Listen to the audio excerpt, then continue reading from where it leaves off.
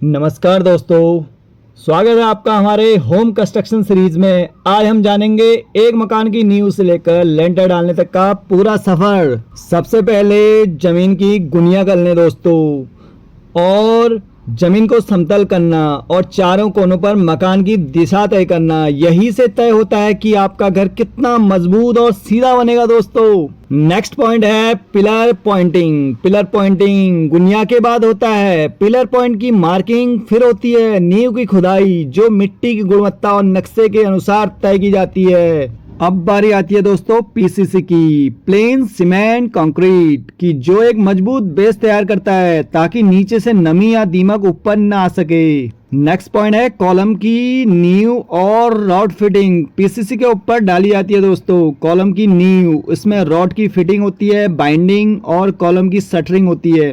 फिर डाला जाता है मजबूत कंक्रीट। कॉलम का साइज और कॉलम में रिंग्स की दूरी और रिंग का 135 डिग्री में घूमा होना यह अति आवश्यक है। इसके लिए आप दोस्तों किसी भी इंजीनियर से या आर्किटेक्ट से उसका स्ट्रक्चरल मैप पक्का बनवाएं दोस्तों। 15-20 हज़ार रुपये बचाने के चक्कर में दोस्तों ठेकेदार आपका मकान खराब कर देता है और मर्जी का काम करता है दोस्तों।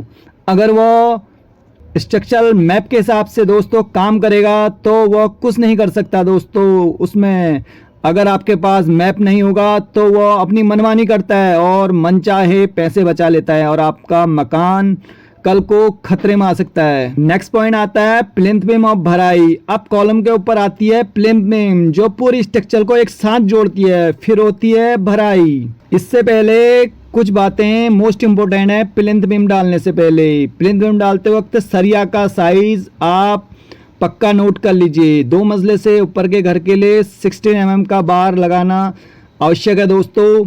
उससे आपके घर में अच्छा बॉन्ड रहेगा और भूकंप या कोई भी अगर हानि पहुंचती है तो आप सुरक्षित रहेंगे दोस्तों।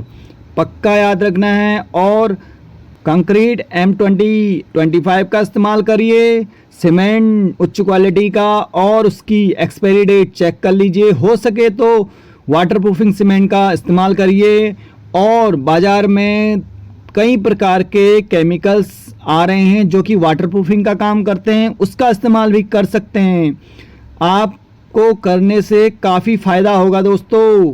अब बारी आती है भराई और कॉम्पैक्टिंग की, जिसमें फर्श मजबूत बनता है दोस्तों। भराई करते वक्त मुर्रे का इस्तेमाल कर सकते हैं, रेते का इस्तेमाल कर सकते हैं और उसमें पानी का मजबूती से चलाना है दोस्तों। और उसमें टैंकर से भी पानी डाल सकते हैं और कॉम्पैक्टिंग कर सकते हैं। कॉम्पैक्टिंग करने से आपका फर्श नहीं बैठेगा, नहीं तो ठेकेदार जल्दबाजी के चक्कर में उसमें पानी का छिड़काव या भराव नहीं करता है, जिससे कि कल को आपका फर्श बैठ जाता है और आपकी टाइल्स टूटती हैं, जिससे कि काफ़ी नुकसान होता है और उसका सॉल्यूशन बहुत मुश्किल होता है। जो काम आज 1,500 रुपये के पानी के टैंकर में हो जाएगा, वो कल को आपको 10 से 20 हज़ार रुपये एक्स्ट्रा में पड़ेगा।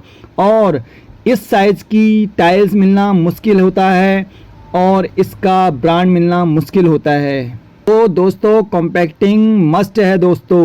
नेक्स्ट होती है डीपीसी, डैम प्रूफ कोर्स बोलते हैं। इसकी लेयर देना बहुत इंपॉर्टेंट है, क्योंकि जो घर में सीलन आती है और दीवारों में जो आपके पेंट को खराब कर देती है और घर की पूरी डेकोरेशन खराब हो जाता है, तो इसके लिए डीपीसी डैम प्रूफ कोर्स देना बहुत इम्पोर्टेंट है।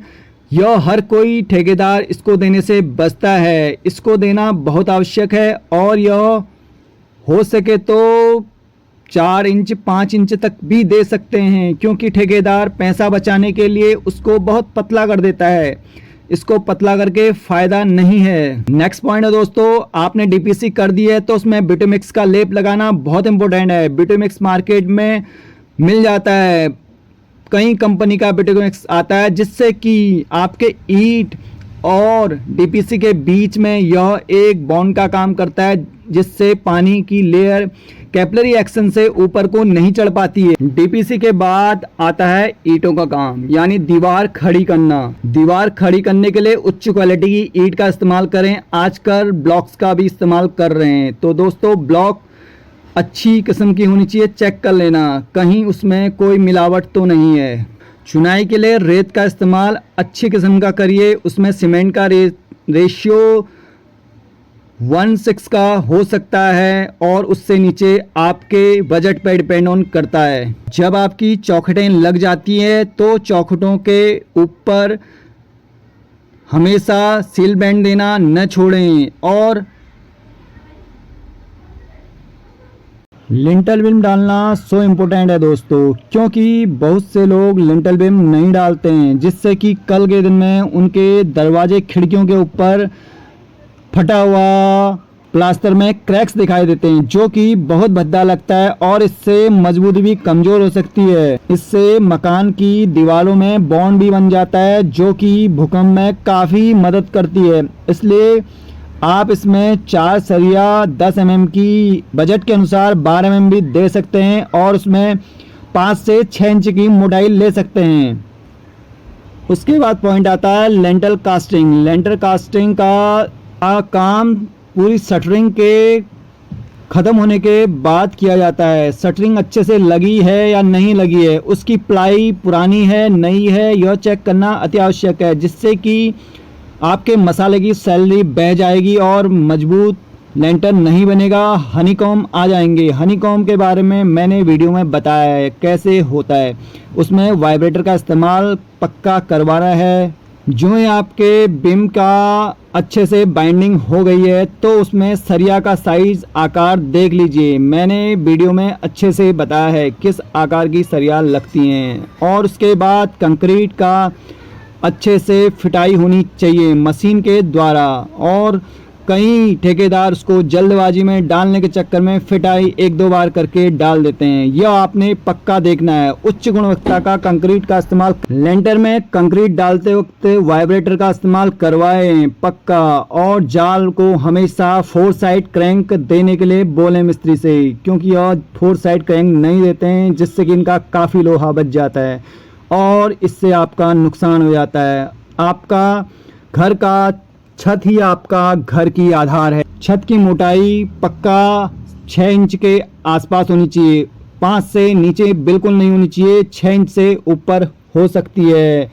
यही लेंटर आपके घर की छत का आधार होता है, इसलिए लेंटर डालते वक्त काफ़ी सावधानी बरतनी चाहिए। उसकी ढाल का भी पक्का ध्यान दिए, नहीं तो बीच में क्रैकिंग और पानी लीकेज की समस्या आती है, उससे आपको काफ़ी नुकसान हो सकता है। नेक्स्ट दोस्तों, तो यही था सफ़र गुनिया से लेकर लेंटर तक। हर स्टेप में सावधानी और सही मटेरियल का इस्तेमाल ही आपको सपनों का घर मजबूत बना सकता है, और आपका नॉलेज ही आपका घर मजबूत बना सकता है। क्योंकि 80% मेरे कस्टमर को कुछ घर की नॉलेज नहीं होती है। वो कहते हैं जो ठेकेदार कर रहा है उसे पता है, मगर ठेकेदार आपको लूट सकता है। इसलिए आपको अवेयर होना बहुत ज़रूरी है। मेरा मकसद है हर मिडिल क्लास आदमी जो मकान बनवा रहा है उसको अवेयरनेस ज़रूरी चाहिए, क्योंकि वह बहुत मेहनत से पैसे कमाता है और उसका सपना होता है घर बनाने का। उसमें 2-4 साल बाद काफ़ी प्रॉब्लम आती है, जिसको वह सहन नहीं कर सकता, क्योंकि वह लोन दे के ही लगभग घर बनाता है। इसलिए मेरा काम है सबको अवेयर करना और सबकी मदद करना। किसी को भी मेरी ज़रूरत है मुझे कॉल कर सकते हैं।